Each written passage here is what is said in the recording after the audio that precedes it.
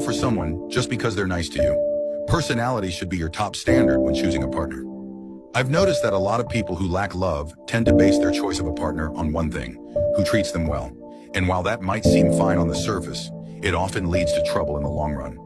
The problem with this is that when you choose someone just because they treat you well, your love for them is really based on your need for love. You're craving affection and attention, but because you haven't experienced true love, you mistake kindness for love. The more someone shows affection, the more you think they're the one for you, and you get hooked on this feeling. However, there are two major risks hiding behind this kind of thinking. First, just because someone treats you well doesn't mean they always will. At first, when they're trying to win you over, they'll do anything to make you happy. This makes sense. It's part of the excitement of the early stages. But once that honeymoon phase is over, they may lose interest and stop treating you the way they did before. And when that happens, you'll fall hard. The worst part is that you might feel deeply betrayed, thinking you invested your feelings in someone who wasn't worthy. But when you were drawn to their kindness in the beginning, you essentially handed over the control of the relationship to them. How they treat you is out of your control. Secondly, being nice to you is just one way they show their behavior, and that behavior may not reflect who they truly are.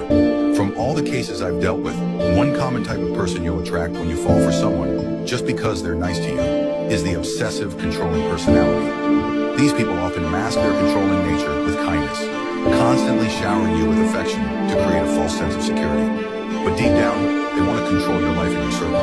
If one day you start to feel uncomfortable with this dynamic and try to pull away, they might react extremely, doing whatever it takes to keep you around. For people who lack love, this might even look like, they love me so much they can't let me go, so they stay in the relationship longer than they should. Over time, you lose your sense of self and boundaries. The second type of person you might attract is someone who has ulterior motives. Their kindness may just be a tactic to get close to you for their own goals. Since they know you're craving affection, they'll pretend to love you just to get what they want. But once their objective is achieved, their true colors will show, and you'll be left feeling betrayed and empty. Why is it that people fall into this trap of relying on someone's kindness? British psychologist Donald Winnicott had a theory about this. Love in many ways is about finding someone who can play the role of a mother in an intimate relationship. We've all heard the saying that men look for their mothers in women, and women look for their fathers in men. According to psychoanalytic theory, we often get stuck in the emotional patterns we learned in early childhood. If, for example, someone had a neglectful or abusive mother, they'll spend their life unconsciously seeking a mother figure.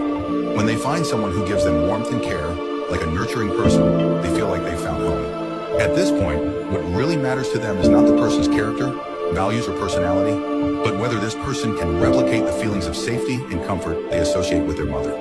The problem is, they become so focused on the nurturing aspects of the relationship that they overlook the real character of the person. So when you fall for someone simply because they treat you well, what you're really doing is trying to fill the void left by your past.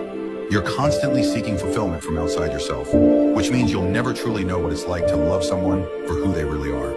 And the more you chase after love, the less likely you are to actually love someone, and the less likely you are to receive love in return. You need to understand this. The best partner is not someone who just fills a void in your life, but someone who is a true ally in your personal growth and development. Don't just pick someone to fill your emotional gaps.